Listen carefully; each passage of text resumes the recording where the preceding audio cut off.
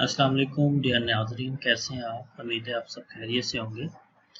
काफ़ी दिन पहले हमने एक न्यूज़ सुनी थी अर्तगल के हवाले से, जिसमें इमरान खान ने कहा था कि हम जो तुर्किश ड्रामा सीरीज़ अर्तगल है उसको पीटीवी पे चलाएंगे उर्दू डबिंग के साथ।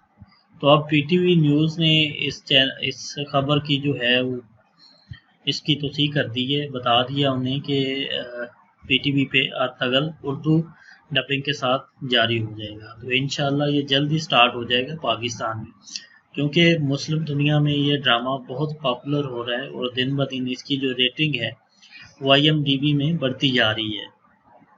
तो इसी बढ़ती हुई रेटिंग और इसमें जो सल्तनत उस्मानिया है उसके अरूज और ज़वाल की कहानी जो है उसके हवाले से ये बना हुआ है। तो इसको देखते हुए हमारे प्राइम मिनिस्टर इमरान खान ने कहा था कि इसको हम पीटीवी पे चलाएंगे ताकि हमारे जो लोग हैं वो भी इसको देख सकें। ये न्यूज़ आपके सामने है, ये पीटीवी की ऑफिशियल न्यूज़ है।